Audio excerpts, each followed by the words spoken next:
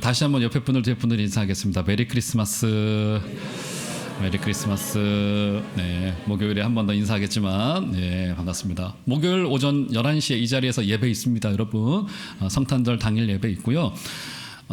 제가 한 3주 전이었나요? 월요일에 좀 일이 있어서 저 시청 근처에 아내와 같이 좀 나가서 좀 갔다가 거기서부터 집까지 걸어왔어요.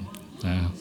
네, 운동 겸 다 걸어온 건 아니고 한 동대문 정도까지 걸어서, 근데 거기도 꽤 거리가 됐습니다. 그래서 그날 뭐 한 거의 15,000보 걸었는데, 그 시청 근처에 가면 백화점들이 몇 군데 있지 않습니까? 거기 우리나라 본점이라고 됐던 그 롯데백화점, 신세계백화점 등등이 있어서 그 옆을 그 맞은편 길을 쭉 지나가는데 얼마나 화려하고 휘황찬란하게 장식을 해놨는지 얼마나 이쁜지 모릅니다.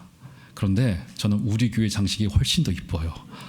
너무 오래전 수고했고, 그 손길 하나하나가 너무 아름답게, 우리 카페에 있는 우리 소나무가 얼마나 이쁜지 모르잖아요. 그죠? 우리 자매 하나가 거기 막 한 땀 한 땀 전부 다 묶은 거예요. 그거를 저 같은 이제 비전문가는 그냥 얹혀놓으면 되는 줄 아는데 그렇지 않아요. 하나하나 다 묶어가지고 이렇게 하더라고요. 그래서 제가 옆에서 보는데 굳이 이렇게 저렇게까지 하나 하고 봤는데 훨씬 더 이뻐요. 이게 이쁜 트리와 그렇지 않은 트리가 차이가 있구나, 이런 생각을 좀 했습니다. 그 백화점을 보는데 그 롯데하고 그 신세계, 이게 상호를 말해도 되나 모르겠네요. 어제 롯데와 신세계 그 백화점에 영어 글씨로 아주 크게, 정말 대형 전광판이고 전기세 엄청 나가겠더라고요. 거기에 해피 홀리데이즈라고 써 있습니다. 해피 홀리데이즈. 제 기억에는 아마 그게 맞을 거예요. 해피 홀리데이즈라고 써 있어요. 그러니까 즐거운 연휴 보내자, 연말이니까 그렇게 된 거예요. 제 기억에 10년 전까지만 하더라도 그러니까 이렇지는 않았었습니다. 그래도 백화점도 양심이 있고 이게 성탄이기 때문에 그래도 메리 크리스마스 혹은 해피 크리스마스 정도를 이렇게 게시를 해 두었었는데, 이제는 거의 이제 크리스마스라고 하는 말 자체도 거의 이제 사라지고 있는 거예요. 왜냐하면 크리스마스라고 하는 말 자체가 굉장히 좀 종교적이긴 하죠. 크라이스트 플러스 이제 마스, 이게 예배, 그러니까 성탄으로 오신 예수님을 뭐 경배한다라고 하는 뜻을 가지고 있기 때문에 사람들은 그게 이제, 글쎄 모르겠습니다. 일부러 싫어가지고 그것을 이렇게 게시 안 한지는 모르겠습니다만, 결과적으로는 이제 우리 연말을 즐기자, 내가 좋아하는 것 하면서 좀 지내자라고 하는 의미로서의 이제 연휴만이 우리에게 남겨져 있다는 거예요. 그죠? 그래서 요즘 시대 때 이 성탄을 우리가 한마디로 좀 표현을 하자면, 결국 이 시대, 그렇지 않아도 우리가 살고 있는 시대도 그렇고, 이 시대에는 이 연말과 성탄은 하나의 단어로 굳이 이 사람들의 심정 속에 남겨져 있는 마음을 표현을 하자면 소비주의예요. 소비주의. 제가 지난 주간에 기도원에 올라가서 철학책 한 권을 좀 오랜만에 끄집어내서 읽는데, 마침 그 책의 내용 중에서도 이 부분에 대한 지적이 좀 있더라고요. 왜 사람들이 이 무엇인가를 생산하고 소비하는데 굉장히 애착을 가지고 굉장히, 그러니까 여기에 들러붙어 있을까? 그죠? 우리가 굳이 따지고 보면 우리가 소비해서 소유해내는 것들 중에 우리에게 필요하지 않은 것들이 상당히 많아요. 그죠? 따지고 보면 굉장히 많습니다. 안 입는 옷들이 90%고요, 사실상. 근데 계속 거기 옷장을 채워넣습니다. 우리의 주머니 안에 무엇인가를 계속 집어넣습니다. 우리는 우리의 성적표에 늘 95점, 100점, A0, A+를 계속 채워넣기를 원하고 있고요.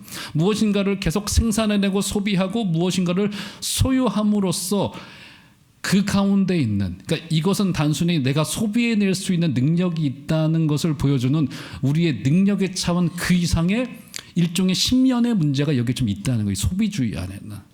이거 세속의 철학자들도 경고하고 있는 바예요. 그러면 이 소비주의 안에 있는 인간의 그 본질을 꿰뚫고 있는 우리 가운데 있는, 우리가 지금 사실 아우성치고는 있지는 않지만 사실은 소리 없는 아우성으로 우리 가운데 호소하고 있는 게 뭘까? 우리 스스로가, 내 스스로가 소비자가 됨으로써 무엇인가를 소비하고 계속 소유함으로써 내가 조금 말하고자 하는 것이 무엇일까?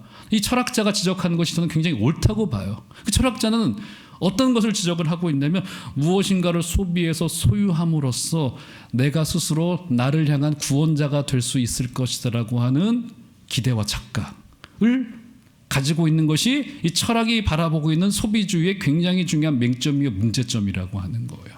전 틀리지 않은 지적이라고 봅니다. 우리가 무언가를 소비하고 무언가를 소유함으로써 자아가 커지는 것 같고 인생이 괜찮아지는 것 같고 단순히 거기서를 넘어서서 우리의 심연 속에 영혼 속에 있을 수밖에 없는 영혼을 향한 절대성을 향한 갈망을 무엇인가를 소유함으로써 스스로가 구원자가 되고자 했었던 것이 이 소비주의에 담겨져 있는 굉장히 중요한 맹점이라고 하는 거예요. 근데 이 성탄이 우리에게는 정말 가장 큰 절기이고 기독교인들에게는 예수님께서 이 땅에 오시되 아기 예수로 오셔서 우리를 구원하기 위하여 오셨던 이 놀라운 이 사건이 이 소비주의로 함몰되는 것은 굉장히 불행한 일이라고 밖에는 말할 수 없다는 거예요. 그러면 이 성탄은 우리에게 굉장히 기쁜 날이면서 동시에 우리를 돌아보게 만들죠. 왜요? 우리 주님께서 이 땅에 오시되 어떤 모습으로 이 땅에 오셨습니까? 어떤 모습으로 오셨어요? 저 같은 이게 중년의 모습, 완성된 모습으로 주님께서 이 어른의 모습으로 오셨나요? 그렇지 않죠? 주님은 이 땅에 사람을 구원하기 위하여 사람의 대표로서 사람으로 오시되 성육신하여 오시되 그분은 어떤 모습으로 오시게 된 거예요? 아기로 이 땅에 오시게 된 거예요. 사람의 일생의 과정 중에 가장 연약한 모습으로 이 땅에 오시게 되어지셨고 그분이 아기의 모습으로 오시되 주님께서는 심지어 어디로 오시게 된 겁니까? 이스라엘의 가장 이름 없는 동네였던 저 베들레헴 저 청구석 한 구석탱이로 오시게 된 거예요. 게다가 주님께서는 자신의 머리 누울 만한 곳 한 곳이 없으셔서 여관 한 켠에 여관의 말구유를 빌려서 말구유의 한 구석에 주님께서 태어나실 수밖에 없었던 주님이 이 땅에 최초로 오셨던 모습이 바로 그런 모습이셨던 거예요.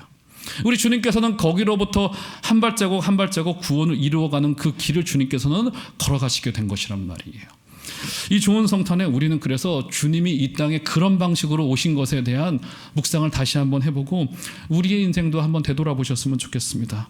오늘 그래서 저는 여러분들과 함께 이제 오늘과 이제 목요일에 두 사람을 만나고자 합니다. 오늘과 목요일에 만나게 될 이 사람들은 여러분들이 잘 들어보지 못하셨을 바로 그 이름일 거예요. 바로 오늘 만나게 될 인물은 바로 시므온. 성전에서 주님을 기다리다가 오랫동안 주님을 기다리다가 결국 이스라엘의 위로와 만나게 되어졌었던 시므온이라고 하는 한 노구의 선지자를 만나게 될 거고요. 목요일에는 바로 여성이에요. 게다가 여성 선지자로서 주님의 오심을 기다리다가 결국 만나게 되었던 그 여성에 관한 이야기를 여러분들에게 말씀을 드리고자 합니다. 자, 오늘 여러분들이 만나게 될 이 분을 저는 그분을 장인이라고 표현하고 싶어요. 장인. 어떤 것의 장인이냐? 기다림의 장인이라고 표현할 수 있을 것 같습니다. 우리가 달인이라고 하면 기술적으로 무엇인가에 능통한 사람을 흔히 달인이라고 합니다. 뭐 떡볶이의 달인, 그렇죠? 뭐 쭈꾸미의 달인, 종이접기의 달인, 뭐 이런 사람들이 좀 있더라고요. 이 달인은요, 어떤 기술적으로 뭔가의 완성에 이르는 사람을 달인이라고 한다면 장인은 좀 다르죠. 평생 한 분야에 인생과 철학과 열정을 갈아 넣어서 여차하면 자기 목숨까지도 바칠 수 있는 각오가 된 사람들을 우리는 흔히 장인이라고 부릅니다. 오늘 우리가 만나게 될 이 사람은 일종의 장인이라고 부를 수 있을 것 같아요. 어디에서의 장인이냐? 그는 기다림에서 평생을, 이 사람이 몇 살인지를 몰라, 평생을 그의 노구가 되기까지 이제 아기 예수를 만나시자마자 오늘 본문에서도 등장하죠. 나를 이제 놓아주시는군요 라고 하는 그 지난하고 어려운 기다림을 견뎌낼 수밖에 없었던 한 인물이었던 시므온이라고 하는 이 사람의 이 기다림 속에서 오늘 이 장인을 만나게 될 텐데 그가 어떻게 기다릴 수 있었고 무엇을 기다리고 있었고의 과정을 통하여서 우리에게도 교훈을 삼아보는 시간이 되었으면 좋겠습니다. 자, 한번 이 사람의 소개를 좀 한번 들어보시죠. 25절입니다. 25절. 자, 25절. 자, 한번 성경을 한번 찾아보시겠어요? 25절.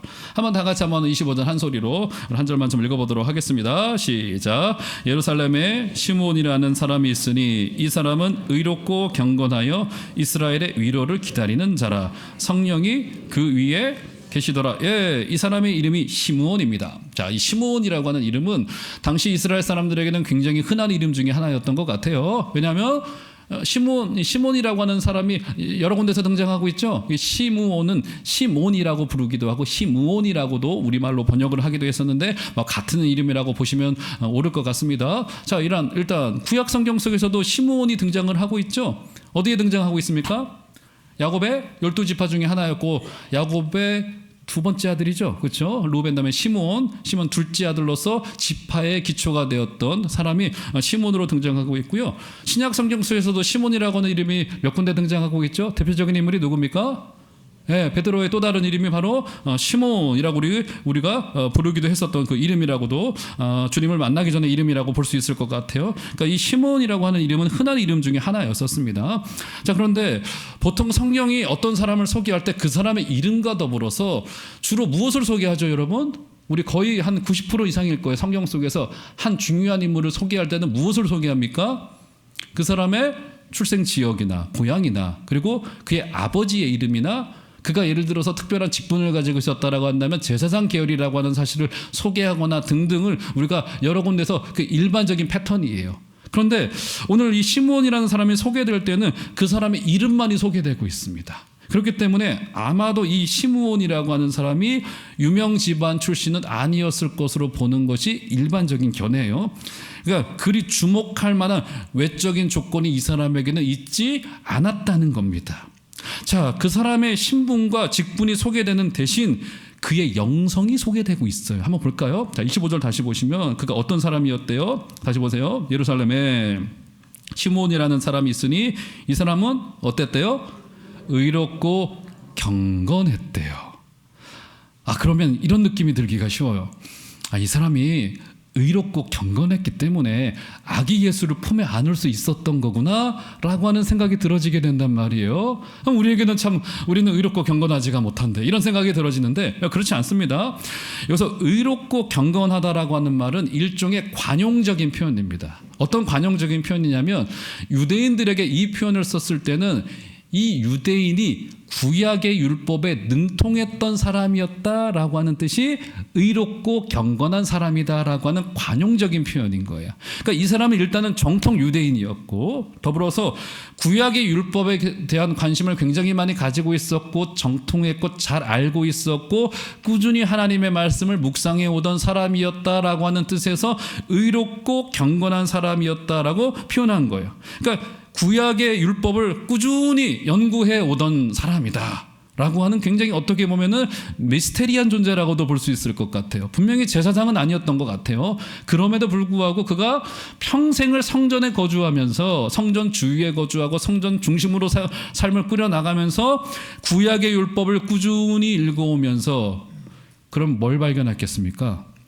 구약의 율법을 꾸준히 읽었어요. 이 사람이 하나님의 말씀을 꾸준히 봤어요. 그럼 뭘 발견했겠어요? 구약의 주제가 되시고, 그죠? 구약이 지향하고 있는 바. 구약은 단순히 율법이 아니요, 저주가 아니요, 심판이 아니죠. 그죠? 구약은 무엇인가를 지향하고 있잖아요. 뭘 지향하고 있는 거예요? 오실 메시아 예수 그리스도에 대하여서 이 사람이 어느 순간 눈 떠지게 된 그런 의미에서 이 사람은 의롭고 경건한 사람이었다라고 하는 이 표현을 쓰고 있는 거란 말이에요. 이 사람은 율법에 충실한 사람으로서 구약 성경이 우리에게 무언가를 약속하고 있구나. 여러분 성경을 읽으면요 두 가지밖에 없습니다. 피하거나 맞닥뜨리거나. 왜냐하면 성경은 중립적인 책이 아니에요. 성경 읽는 사람들에게로 하여금 굉장히 몰아붙여요. 코너로. 어제 제가 이제 의외로 좀 복싱을 좋아해요. 제가 하지는 못하는데 저는 복싱이 사람을 때리는 건 좀 그렇긴 한데 순수하게 혼자 훈련을 하여서 링 위에 혼자 올라갑니다. 그 사람이 흘린 땀이 그 링 위에서 올라가는 그 몇 분 안에 결정이 되어져요. 근데 어제 보니까 전력 차이가 크게 나는 두 선수였었어요. 근데 한 선수가 한 선수를 막 구석으로 몰아붙이더라고요. 막 몰아붙여요. 전 마치 그거 볼 때마다 하나님이 당신의 사람들을 막 구석으로 몰아붙일 때 그런 느낌이 들어요. 성경을 읽으면요, 이거는 절대로 우리에게 중립적이지 않아요. 절대로 우리에게 소위 세상으로 말한다면 그게 예의를 지키지 않습니다. 나이스하지 않아요. 그렇죠? 도망치거나 맞닥뜨리거나 두 가지 중에 하나예요. 이 시몬이라는 사람이 구약 성경을 가만히 읽어봤더니만 구약 성경이 지향하고 있는 바가 있더라고 하는 거예요. 구원자가 오실 거라고 하는 사실을 성경 여러 군데서 지향하고 있고, 구약 성경도 여러 사람들 저자가 썼지만 여기에 성령이 감동하여서 통일성이 있기 때문에 어마어마하게 하나의 주제로 계속 집중되고 있더라고 하는 거예요. 그게 뭡니까? 그분이 오시겠다고 하는 거예요. 그분이. 신약 성경은 더 말할 것도 없어요. 예수께서 오셔서 구원을 이루고 교회를 세우고 다시 오시면 약속했던 너무나도 분명한 주제를 가지고 있더라고 하는 거예요. 그래서 이 시므온이 하나님의 말씀을 읽으면서 아하, 우리 이스라엘에게 위로가 임하겠구나라고 하는 것을 깨달았던 것 같아요. 그래서 다시 한번 25절 보시겠어요? 자, 그가 의롭고 경건하여 즉 구약의 율법에 정통하다 보니까 이스라엘의 무엇을 기다리고 있었대요? 이스라엘의 위로를 기다리던 자였었어요. 그러니까 지금 이 시므온에게 오실 메시아 예수 그리스도는 무엇이었었어요? 위로로 임하실 것이다라고 하는 사실을 이가 기대하고 있었던 거란 말이에요. 자, 그러면 구약의 율법에 능통한, 구약에 능통한 사람이었기 때문에 메시아 예수 그리스도를 위로로 표현하고 있는 구절이 어딘가에 등장해야 될 거 아니겠습니까? 자, 거기를 한번 찾아보도록 할게요. 자, 이사야서 40장 1, 2절을 보시면, 바로 올려주셨네요. 한번 다 같이 한번 우리 1, 2절 조금 길긴 하지만 한번 한 소리로 좀 읽어보도록 하겠습니다. 시작. 너희의 하나님이 이르시되 너희는 위로하라. 내 백성을 위로하라. 너희는 예루살렘의 맘에 닿도록 말하며 그에게 외치라. 그 노예의 때가 끝났고 그 죄악이 사함을 받았느니라. 그의 모든 죄로 말미암아 여호와의 손에서 벌을 배나 받았느니라 할지니라 하시니라. 오실 메시아 예수 그리스도가 오시게 될 때 일어나게 될 일을 기록하고 있는 것이 이사야 40장의 기록인데, 오시자마자 이사야도 첫 번째로 선언했던 것이 무엇이에요? 이사야 때 진실로 필요했던 게 뭐예요? 위로예요. 위로. 그 시대에 위로가 필요했어요. 위로가 필요해요.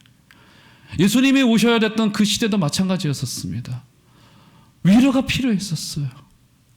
로마의 폭정과 압제와 그 고통과 그 잔인한 세금 정책과 사람들은 점점 더 메시아를 잊어가요.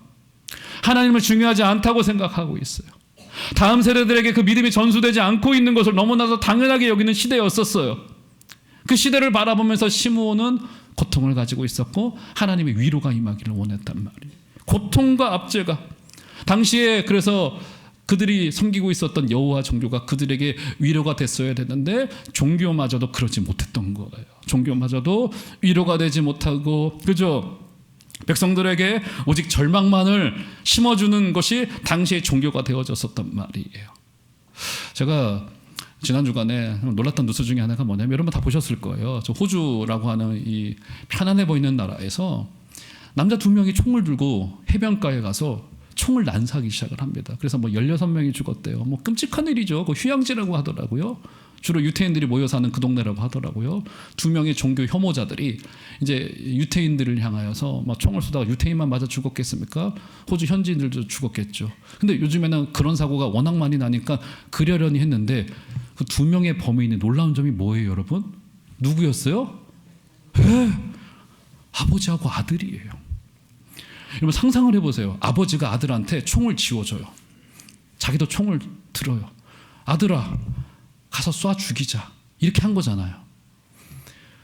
그렇게 되기까지의, 물론 다른 종교의 사람이고 이슬람 극단주의자들이긴 했습니다만, 천륜이잖아요. 아들과 아버지의 관계라고 하는 것이. 근데 아버지가 아들하고 같이 총을 들고 나가서 이런 사례가 있었나 싶어요.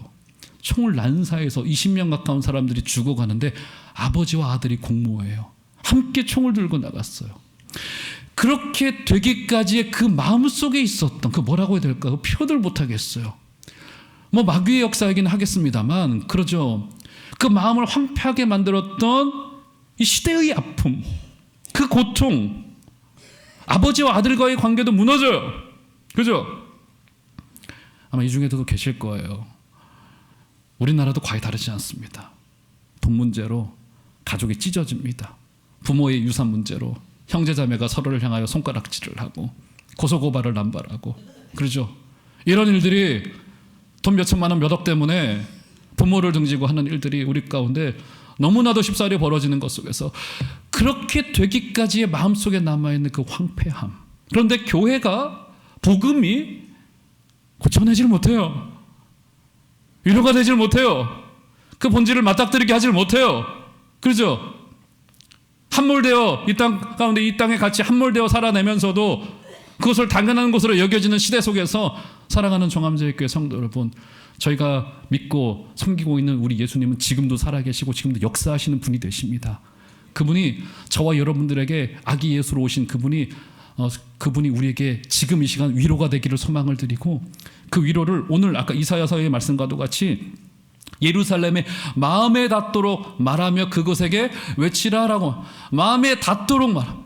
이 소망을, 이 위로를, 이 위로가 없는 시대 속에 절망으로 그득한 세상 속에 그 위로를 전파하게 되시는 복된 여러분들 다 되어주시기를 주 이름으로 축원드립니다. 성탄은 한마디로 뭐예요? 위로예요. 위로. 산타는 위로가 되지 못합니다. 왜요? 우는 애들에게 선물을 안 주시겠대요. 그럼 안 되잖아요. 울면 더 줘야죠. 위로를 줘야죠. 오직 복음만이 우리에게 위로가 된다는 사실을 기억하시고 이번 한 주간 그 위로를 붙들고 승리하시는 여러분들 되시기를 주의 이름으로 축원드립니다. 자, 그러면 이렇게 시몬이 긴 그의 인생의 전체를 다 들여가지고 긴 기다림을 통해서 위로를 만날 수 있게 되어졌는데, 그가 어떻게 이 위로를, 이 긴 기다림을 할 수 있었을까? 이런 기다림과 인내라고 하는 것은 너무너무 힘들어요. 그죠? 너무너무 힘들어요. 그죠? 내 의견이 하나 관철되지 않는 것만으로도 마음이 무너지는데, 시대가 무너지고 아픔이 무너진단 말이에요. 그죠? 그때 그것을 기다리고 인내하고 그 자리를 지킨다라고 하는 것은 굉장히 힘든 일인 거란 말이에요. 근데 시몬은 그것을 감당해냈어요. 어떻게 그걸 감당해냈을까? 본문에 등장하죠. 26절 볼까요? 26절. 굉장히 은혜가 됩니다. 자, 26절 한번 다 같이 한번 한 소리로 좀 읽어보도록 하겠습니다. 시작. 그가 주의 그리스도를 보기 전에는 죽지 아니하리라 하는 성령의 지시를 받았던, 그가 하나님의 음성을 들은 거예요. 하나님의 음성을. 선지자들이 약속한 그 언약의 말씀, 약속의 말씀을 따라서 그가 하나님의 뜻을 발견을 했는데, 어느 날 성령께서 동일한 말씀을 그에게 주시는 거예요. 메시아가 오겠구나 라고 한 하나님의 그 말씀을 그가 들었던 거예요. 그죠? 들었던 겁니다. 그래서 하나님의 말씀을 아는 일, 하나님의 음성에 열려져 있는 우리의 믿음의 태도는 굉장히 중요합니다. 호세아 선지자가요, 나라가 멸망당할 위기에 처해져 있어요. 그래가지고 백성들을 격려하기 시작을 합니다. 사람들을 모아서 부흥회를 하고 막 하던 중에 호세아가 그 시대, 그 심판을 목전에 앞에 둔 이스라엘 백성들에게 회복을 이야기를 하면서 굉장히 중요한 설교 한 가지를 남겼어요. 뭐라고 이야기를 합니까? 힘써 여호와를 어떻게 하자고요? 어떻게 하자고요? 막 열정을 내재요? 열심히 하재요? 아니요. 힘써 어떻게 하재요? 여호와를 알재요. 아니, 이거 한간 이야기 아닌가요, 이거? 너무 한간 이야기잖아요. 나라가 멸망당할 위기예요. 그런데 지금 호세아 선지자는 힘써 여호와를 알자. 여호와를 알자. 그죠? 놀랍게도 뭘 지적하는 겁니까? 제사도 있었고 정교도 진행되고 있었고 심지어 말씀도 전해지고 있었을 그때에 그들은 심지어 여호와를 몰랐다는 거예요. 문제가 거기로부터 시작되었다는 겁니다. 우리는 말씀을 어떻게 대하고 있는가?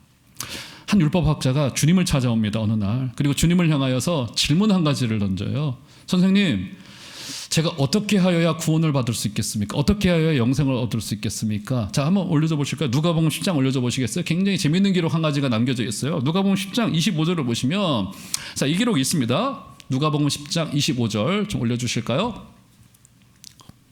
누가복음 10장 25절.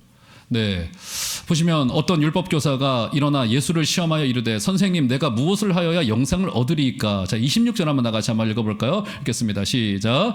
예수께서 이르시되 율법에 무엇이라 기록되었으며 내가 어떻게 읽느냐? 자, 율법학자가 주님께로 와서, 선생님, 어떻게 하여야지 제가 구원받고 영생 얻을 수 있겠습니까? 이 질문 좋아요, 나빠요? 굉장히 좋은 질문이에요. 그러자 주님이 대답을 합니다. 율법에 무엇이라 기록되었대?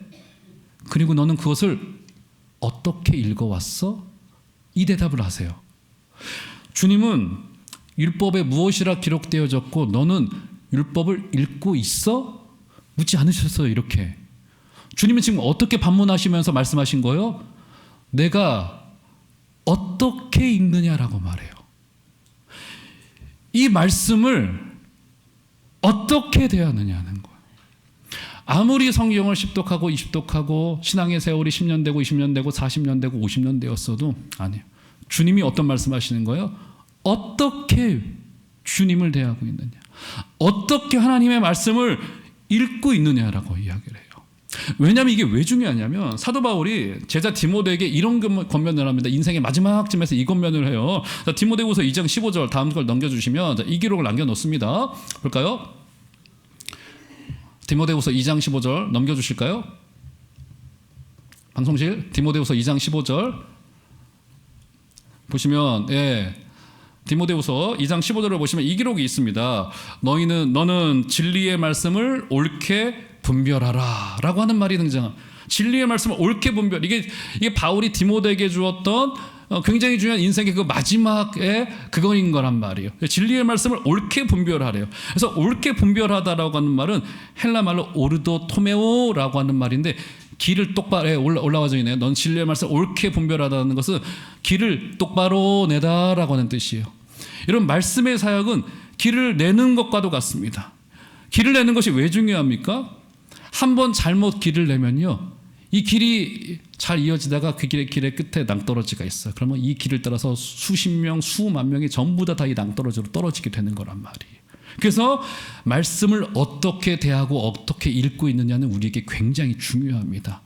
이 시므온이 어떻게 긴 기다림, 인내를 가질 수 있겠습니까? 구약의 말씀이 우리에게 주고 있는 바 그대로 말씀을 묵상하고 받아들이고, 그죠? 말씀을 사용하지 않고 수용하고 사랑하는 성도 여러분, 우리 주님의 말씀에 있는 그대로를, 내 인생을 통하여 말씀을 해석하는 것이 아니라 말씀이 나를 해석해내요. 말씀이 나를 읽어가는 거예요. 그렇습니다. 주님, 제가 조금 더 인내하겠습니다. 이스라엘의 위로를 기다리겠습니다. 사랑하는 귀한 성도 여러분, 하나님의 말씀을 제대로 읽고 바로 읽고 주와 만나게 되시는 복된 여러분들 되시기를 주의 이름으로 축원드립니다. 그래서 변화가 되어졌던 거예요. 자, 그러면 아기 예수를 만난 뒤에, 자, 한번 볼까요? 자, 말씀의 결론으로 한번 가보도록 하시죠. 자, 이 고백과 이 노래를 올리게 됩니다. 29절부터 32절까지 굉장히 감격스러운데요. 한번 볼까요? 29절부터 주제요, 이제는 말씀하신 대로 종을 평안히 놓아주시는도다. 긴 기다림 끝에 이 시몬이 힘들었나 봐요. 이제 저를 평안히 놓아주시는군요 라고 노래를 하고요. 자, 30절부터 32절은 다 같이 한번 읽어보도록 하시죠. 한 소리로 좀 읽어보도록 하겠습니다. 시작. 내 눈이 주의 구원을 보았사오니 이는 만민 앞에 예비하신 것이요 이방을 비추는 빛이요 주의 백성 이스라엘의 영광이니다 하니, 아기를 지금 품에 안은 채 노래하고 있는 거예요. 30절부터를 보세요. 내 눈이 주의 구원을 보았습니다. 너무 생생해요. 지금 어떻게 되는 겁니까? 눈앞에 아기 예수를 안고는, 아기 예수와 눈을 마주치고는 이분이 나의 구원이 되십니다. 지금 이 노래를 하고 있는 거란 말이에요. 31절과 32절을 보세요. 만민 앞에 예비하신 것이요, 지금 이 상황이 예비하신 것이요. 32절, 이분은 이방을 비추는 빛이요 주의 백성 이스라엘의 영광이 되십니다 라고 하는 그 노래와 영광을 지금 올려드리고 있는 거란 말이에요. 어떻게 되는 겁니까? 아기 예수를 만나자마자 이 사람이 어떻게 되는 거예요? 예배자가 돼요. 예배자가 주님을 만나는 예배자가 됩니다. 내년에 우리 교회의 주제가 축복의 사람 예배자입니다. 예배자가 즉시로 예배자가 돼요. 하나님께 영광을 돌려드리는 거, 인생을 전부 다 걸어서 예배하는 자가 되는 거란 말이에요. 그러면서 주목하고 싶은 29절 보시고, 29절 보시면 주제요, 이제는 말씀하신 대로 종을 평안히 어떻게 하신다고요? 네, 놓아주신대요. 놓아주신다라고 하는 헬라 말은 아폴리오라고 하는 말인데, 근무교대, 우리 남성들은 다 아시죠? 불침번이나 초병을 서게 될 때, 다음 초병이 오게 될 때 근무를 교대하잖아요. 이 근무교대라고 하는 뜻이 나를 놓아주시는구나 라고 하는 이 말 속에 담겨져 있는 거예요. 시므온은 깜깜한 시대의 파수대를 지키는 파수꾼이었었습니다. 그는 어두운 시대를 마지막 홀로 이제 이스라엘의 위로가 임할 것을 놓고 초병처럼 지켰던, 파수꾼처럼 지켰던 인물이었는데, 이 사람의 임무와 책임이 이제 놓아졌고 다른 사람들에게로 임무 교대가 되어진 거예요. 다른 누군가에게로 임무가 교대되어진 겁니까? 누구에게로 임무가 넘어가게 된 거예요? 누구에게로? 대답 안 하시게요? 여러분들에게로, 세워질 교회들에게로 이 깜깜한 시대 가운데 복음을 들고 마지막 긴 기다림을 통하여 교회를 지켜내고 하나님의 나라를 지켜내고 하는 이 지난한 역사가 우리에게로 이 임무가 옮겨지게 된 거예요. 어떻게 감당해낼 수 있는 겁니까? 말씀에 창념하고 성령의 은혜가, 성령의 그 지배가 우리 가운데 임할 때 이 시므온과도 같이 우리는 다시 오실 주님을 기다릴 수 있게 되어지는 겁니다. 사랑하는 종암제일교회 귀한 성도 여러분, 연말을 맞이하여서 더욱더 말씀에 창념하여 주시고 주님을 어떻게 만나고 있느냐, 말씀을 어떻게 읽고 있느냐라고 하는 이 주님의 도전 앞에 주님 그렇습니다. 제가 주님을 제대로 만나겠습니다. 바르게 읽겠습니다. 라고 하는 마음을 가지시고 이번 한 주간도 남아있는 열흘의 한 해 동안에도 우리 주와 우리 감격스럽게 만나게 되어지시는 복된 여러분들 다 되어주시기를 주의 이름으로 축원드립니다.